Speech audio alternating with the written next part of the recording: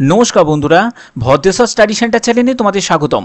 তোমাদের জন্য একটা দারুণ সুখবর, সিএপিএফ এর তরফ থেকে নতুন নিয়োগ বিজ্ঞপ্তি প্রকাশিত করা হয়েছে। অর্থাৎ তোমাদের যে ক্লারিক্যাল যে নিয়োগটি করা হচ্ছে সেটি হচ্ছে সিএপিএফ এর অন্তর্গত যেসব বিভিন্ন ডিপার্টমেন্ট, সেই সব বিভিন্ন ডিপার্টমেন্টে তোমাদের নিয়োগ করা হচ্ছে। এখানে ক্লারিক্যাল বিভিন্ন পোস্ট, অর্থাৎ তোমাদের এখানে স্টেনো থেকে শুরু করে মানে স্টেনোগ্রাফার থেকে শুরু করে, পার্সোনাল অ্যাসিস্ট্যান্ট থেকে শুরু করে, ক্লার্ক থেকে শুরু করে, এএসআই থেকে শুরু করে বিভিন্ন পোস্টে তোমাদের নিয়োগ করা হচ্ছে। এবং এখানে যোগ্যতা যেটি প্রয়োজন, শুধুমাত্র উচ্চ মাধ্যমিক পাস।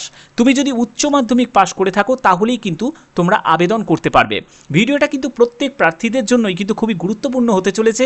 তার জন্য স্টেপ বাই স্টেপ দেখো, সব কিছু ইনফরমেশান, তোমরা গুরুত্বপূর্ণ ইনফরমেশান এই ভিডিওর মাধ্যমে জানতে পারবে।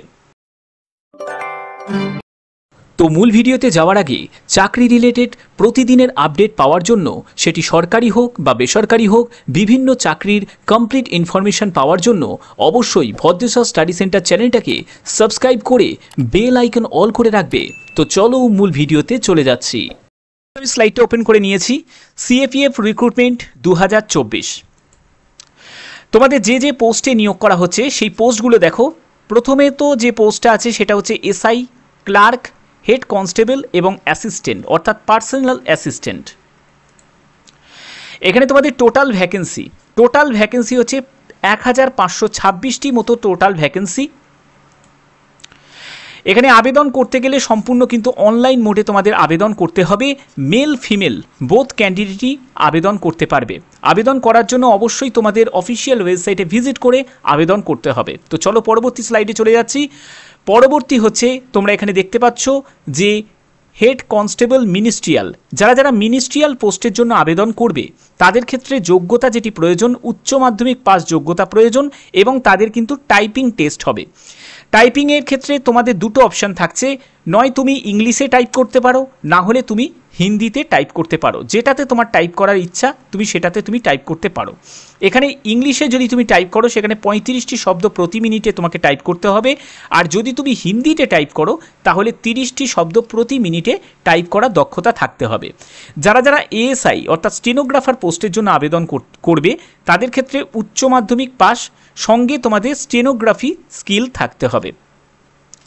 এখানে দেখো এএসআই স্টেনোগ্রাফারের জন্য টোটাল শূন্যপদ 243টি এবং যারা হেড কনস্টেবল মিনিস্ট্রিয়ালের জন্য আবেদন করবে তাদের ক্ষেত্রে টোটাল যে ভ্যাকেন্সি সেটা হচ্ছে 1283টি ভ্যাকেন্সি। তো টোটাল ভ্যাকেন্সি 1526টি মতো ভ্যাকেন্সি।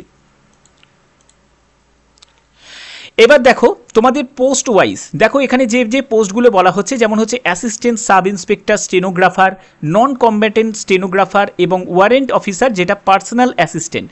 এই পোস্টগুলোর ক্ষেত্রে তোমাদের যেসব ডিপার্টমেন্ট, এখানে দেখো ডিপার্টমেন্টগুলো যেমন সিআরপিএফ আছে, বিএসএফ আছে, আইটিবিপি আছে, সিআইএসএফ আছে এবং এসএসবি আছে। ডিফেন্সের যেসব বিভিন্ন ডিপার্টমেন্ট আছে সেই সব ডিপার্টমেন্টে সম্পূর্ণ তোমাদের কিন্তু ক্লারিক্যাল পোস্টে তোমাদের নিয়োগটি করা হচ্ছে। ঠিক আছে, অর্থাৎ যুদ্ধে কোনো রকম তোমাকে লড়াই করতে হবে না, কোনো অস্ত্রশস্ত্র নিয়ে তোমার কাজ নেই। তোমার কাজ হচ্ছে সম্পূর্ণ অফিসিয়াল তোমার কাজ থাকবে। এখানে দেখো যারা মেল ফিমেল বোথ ক্যান্ডিডেটই কিন্তু আবেদন করতে পারবে। এখানে দেখো এখানে কিন্তু সম্পূর্ণ ব্যাপারটা কিন্তু দেয়া আছে। এবং যারা সিআরপিএফের জন্য এখানে টোটাল ভ্যাকেন্সি হচ্ছে 21টি মতো শূন্যপদ আছে। তারপরে হচ্ছে বিএসএফের জন্য টোটাল হচ্ছে 17টি এবং আইটিবিপির জন্য 56টি, সিআইএসএফের জন্য 146টি এবং হচ্ছে এসএসবির জন্য 3টি মতো শূন্যপদ আছে। আচ্ছা, পরবর্তী পোস্টগুলো যেগুলো আছে, যারা ক্লারিক্যাল পোস্টের জন্য আবেদন করতে চাও, যেমন দেখো এখানে হাবিলদার ক্লার্ক আর হচ্ছে হেড কনস্টেবল মিনিস্ট্রিয়াল, কম্ব্যাটেন্ট মিনিস্ট্রিয়াল, এই সব পোস্টগুলোর জন্য যারা আবেদন করতে চাও, এবং ডিপার্টমেন্ট কিন্তু সেম ডিপার্টমেন্ট, দেখতে পাচ্ছ এখানে সেম ডিপার্টমেন্ট, এখানে ভ্যাকেন্সি কিন্তু অনেক বেশি আছে। দেখো যারা সিআরপিএফে আবেদন করবে তাদের ক্ষেত্রে 282 মতো আছে, বিএসএফে 302টি, 163টি হচ্ছে তোমার আইটিবিপিতে, তারপরে সিআইএসএফের জন্য হচ্ছে 496টি, এসএসবির জন্য 5টি এবং আসাম রাইফেলের জন্য 35টি। আর একটা কথা তোমাদের বলে রাখি, এটা কিন্তু সম্পূর্ণ অল ওভার ইন্ডিয়া বেসিস কিন্তু একটা রিক্রুটমেন্ট। অর্থাৎ তোমাদের ভারতে যে কোনো জায়গা থেকে তোমরা যেরকম আবেদন করতে পারবে ঠিক তেমনি তোমরা কিন্তু তোমাদের লোকেশন অনুযায়ী কিন্তু যে কোনো জায়গায় কিন্তু তোমরা জব পোস্টিং পাবে। ঠিক আছে। জব পোস্টিং কিন্তু বিভিন্ন জায়গায় কিন্তু তোমরা জব পোস্টিং পাবে, এরকম কোনো ব্যাপার নেই যে তোমাদের জব পোস্টিং কিন্তু বাইরেই হবে, এরকম কোনো ব্যাপার নেই। অনেক জায়গায় কিন্তু তোমাদের জব পোস্টিং হতে পারে, কারণ সিআরপিএফের অনেকগুলো তোমাদের রিজিওনাল অফিস আছে, সেখানে তোমার জব পোস্টিং হবে। ঠিক আছে, যেমন আমাদের কলকাতাতে আছে, যারা যারা আসাম থেকে তারা আসামে আছে। ঠিক আছে, তারপরে যারা ত্রিপুরা থেকে তারা দেখবে আগরতলাতেও আছে। বিভিন্ন যেসব ডিপার্টমেন্ট অফিস, সেই সব অফিসে কিন্তু তোমাদের নিয়োগ হবে। আচ্ছা, এখানে দেখো পে স্কেল, যারা যারা কনস্টেবলের জন্য আবেদন করবে, মানে বিএসএফ কনস্টেবলের জন্য, তাদের 25,500 টাকা থেকে 81,100 টাকার মধ্যে বেতন থাকবে। এবং এএসআই স্টেনোর জন্য যারা আবেদন করবে তাদের ক্ষেত্রে বেতনটা একটু বেশি, যেমন দেখো 29,200 টাকা থেকে 92,300 টাকার মধ্যে তোমাদের বেতন থাকবে। লেভেল 5 অনুযায়ী বেতন থাকবে। এখানে সিলেকশন প্রসেসটা কি থাকছে, রিটিন এক্সাম হবে, তারপরে ফিজিক্যাল স্ট্যান্ডার্ড টেস্ট হবে, মানে পিএসটি হবে, তারপরে স্কিল টেস্ট হবে যেখানে তোমাদের টাইপিং এবং স্টেনো হবে, তারপরে ডকুমেন্ট ভেরিফিকেশন হবে, তারপরে তোমাদের মেডিকেল এক্সামিনেশন হবে। যাদের যাদের পিইটি নিয়ে ভয় আছে, মানে দৌড় নিয়ে ভয় আছে, লং জাম্প নিয়ে ভয় আছে, হাই জাম্প নিয়ে ভয় আছে, তারা নির্দ্বিধায় এইখানে কিন্তু আবেদন করতে পারবে। ঠিক আছে, এখানে এজ লিমিট কি প্রয়োজন, দেখো এখানে এজ লিমিট সেটি হচ্ছে 18 থেকে 25 বছরের মধ্যে তোমার যদি বয়স হয়, সেই বয়স তোমাকে ক্যালকুলেট করতে হবে 1/7/2024 হিসাবে। বোঝা গেল? এই এজটা ইউআর ক্যান্ডিডেট, ইডাব্লিউএস ক্যান্ডিডেট যারা থাকবে তাদের জন্য। তুমি যদি এসসি আর এসটি ক্যান্ডিডেট হয়ে থাকো, তোমার বয়স 18 থেকে 30 হতে হবে। আর তুমি যদি ওবিসি ক্যান্ডিডেট হয়ে থাকো, তাহলে তোমার বয়স 18 থেকে 28 বছরের মধ্যে হলে তোমরা আবেদন করতে পারবে। ক্লিয়ার? আচ্ছা, এখানে দেখো তোমাদের সিলেকশন প্রসেসের জন্য, যেগুলো তোমাদের অলরেডি আমি বলে দিলাম, সিলেকশন প্রসেসের জন্য এই সব স্টেপগুলো কিন্তু থাকবে। যে স্টেপগুলো তোমরা যদি কোয়ালিফাইড করো তাহলেই কিন্তু তোমরা ফাইনাল মেরিটে চান্স পাবে। কিন্তু একটা কথা মনে রাখবে, এখানে তোমাদের ফাইনাল মেরিট কিন্তু ডিসাইড করা হবে, সেটা কিন্তু রিটিন এক্সামের ভিত্তিতে। হ্যাঁ, রিটিন এক্সামের ভিত্তিতে কিন্তু তোমাদের ফাইনাল মেরিট তৈরি হবে। এগুলো কিন্তু সম্পূর্ণ, মানে পিএসটি এটা কিন্তু তোমাদের কোয়ালিফাইং নেচার। ঠিক আছে, কোয়ালিফাই করতে হবে, এটাও কিন্তু কোয়ালিফাই, মানে এগুলোর নাম্বার কিন্তু কোনো রকমভাবে যুক্ত হবে না। ঠিক আছে, আচ্ছা, এবার দেখো তোমাদের এখানে সিলেবাসটা কি থাকবে। রিটিনের জন্য সিলেবাস, যদি সিলেবাস পরিবর্তন না করে তাহলে সিলেবাস কিন্তু এটাই থাকবে। সিলেবাসে যেটা বলা হচ্ছে সেটি হচ্ছে হিন্দি অথবা ইংলিশ, যে কোনো একটা ল্যাঙ্গুয়েজ তোমরা চুজ করবে, সেই ল্যাঙ্গুয়েজে তোমাদের পেপার থাকবে, যেখানে হচ্ছে 20 মার্কস 20 কোশ্চেন থাকবে। তারপরে জেনারেল ইন্টেলিজেন্স, সেখানে হচ্ছে 20 মার্কস 20 কোশ্চেন থাকবে। তারপরে নিউমেরিক্যাল অ্যাপটিটিউড অর্থাৎ ম্যাথামেটিক্সে 20 মার্কস 20 কোশ্চেন থাকবে। এরপরে হচ্ছে ক্লারিক্যাল অ্যাপটিটিউড, সেখানে হচ্ছে 20 মার্কস 20 কোশ্চেন থাকবে। এবং বেসিক কম্পিউটার নলেজ, সেখানেও কিন্তু তোমাদের 20 মার্কস 20 কোশ্চেন থাকবে। আমি জানি তোমাদের একটা প্রশ্ন হতে পারে যে স্যার ক্লারিক্যাল অ্যাপটিটিউডটা কি, এটা তো কোনোদিনও শুনিনি। যারা যারা 2006-07 যারা ব্যাংকিং পরীক্ষা দিয়েছিলে, আমি জানি না তারা কোনো ভিউয়ার আছে নাকি, যদি তোমরা দিয়ে থাকো, কেউ যদি দিয়ে থাকো, তাহলে এটা কিন্তু তারা কিন্তু জানে যে ক্লারিক্যাল অ্যাপটিটিউড সবথেকে স্কোরিং একটা সাবজেক্ট। কেন স্কোরিং তোমাদের সাবজেক্ট বলছি, ক্লারিক্যাল অ্যাপটিটিউডে কেমন প্রশ্ন আসে দেখো, তোমাদের বলে দিচ্ছি, একটা এক্সাম্পল দিচ্ছি। যেমন ধরো ট্যাঙ্ক, TENK দিলাম, আবার দেখো TONK দিচ্ছি, আবার TINNK দিচ্ছি।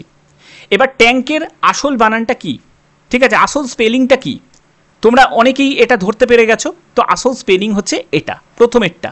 তো এই রকমই তোমাদের অপশান থাকবে, যে অপশান এ থাকবে, অপশান বি থাকবে, অপশান সি থাকবে, আর অপশান ডি থাকবে। কারেক্ট অ্যান্সারটা তোমাকে খুঁজে বার করতে হবে। এই যে খুঁজে বার করাটা, এটাই হচ্ছে জাস্ট তোমার ভিজুয়াল যদি তোমার ঠিক থাকে, তুমি যদি প্র্যাকটিসটা যদি ভালো করে করো, তাহলে কিন্তু সব থেকে স্কোরিং সাবজেক্ট কিন্তু এই ক্লারিক্যাল অ্যাপটিটিউড। ভালো কিন্তু স্কোর করা যায় ক্লারিক্যাল অ্যাপটিটিউড। ঠিক আছে, তো আশা করি তোমরা এটা বুঝতে পেরেছো। আর এখানে কিন্তু তোমাদের সেটা হচ্ছে 100 মার্কস, টোটাল 100 মার্কস, 100 কোশ্চেনে তোমাদের এই পরীক্ষাটা হচ্ছে। তোমরা নেগেটিভ মার্কিং থাকবে 0.25, অর্থাৎ 1/4 নেগেটিভ মার্কিং 4টে ভুল উত্তরের জন্য প্রাপ্ত নম্বর থেকে 1 নম্বর কাটা যাবে, এটাই হচ্ছে মেন ব্যাপার। আচ্ছা,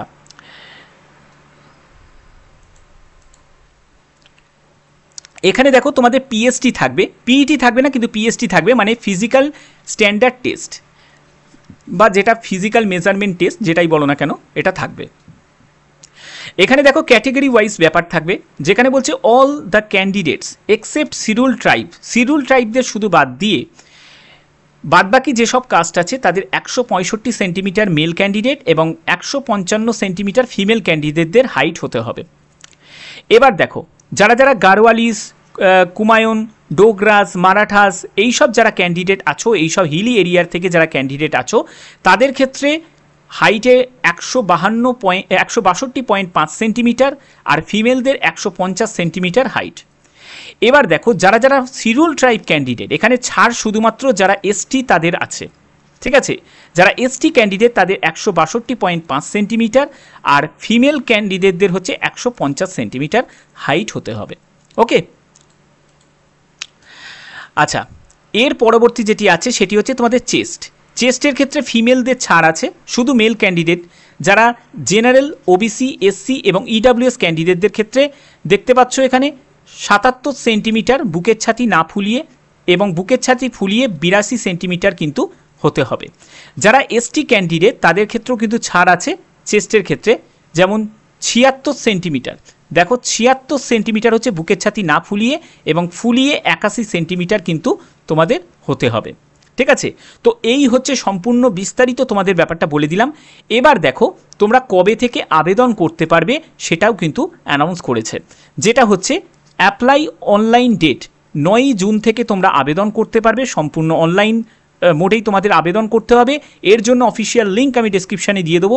এবং দেখো তোমাদের আবেদনের লাস্ট ডেট যেটা জানানো হয়েছে সেটা হচ্ছে 8ই জুলাই হচ্ছে তোমাদের আবেদনের লাস্ট ডেট। তো এটা কিন্তু প্রত্যেক প্রার্থীদের জন্যই আমি বলবো বড় অপরচুনিটি, যারা ক্লারিক্যাল টাইপের কাজ করতে চাও, যারা ডিফেন্সে কাজ করতে চাও এবং তারা ক্লারিক্যাল টাইপের কাজ করতে চাও, সেই সব প্রত্যেক প্রার্থীদের জন্যই কিন্তু এটা বড় অপরচুনিটি, ঠিক আছে? তো ভালো এর জন্য প্রিপারেশন নাও, নিশ্চয়ই সাকসেস হবে। এই চাকরিটা কিন্তু তোমাদের হবে, অবশ্যই তোমাদের জন্য প্রস্তুতি তার জন্য নিতে হবে। তো যদি ভিডিওটা ভালো লাগে অতি অবশ্যই ভিডিওটাতে একটি লাইক করবে, বেশি বেশি করে শেয়ার করবে এবং সাবস্ক্রাইব করলেই শুধু হবে না, বেল আইকন অল করে রাখতে হবে যখনই আমি ভিডিও আপলোড করি, যাতে সবার আগে তোমাদের কাছে নোটিফিকেশান পৌঁছে যায়। কারণ এরকমই ইনফরমেটিভ স্টাডি রিলেটেড ভিডিও সাথে সাথে তোমাদের বিভিন্ন চাকরির ইনফরমেশান শুধুমাত্র ভদ্রেশ্বর স্টাডি সেন্টারে। তো এখনের মতো এটুকুই, টাটা।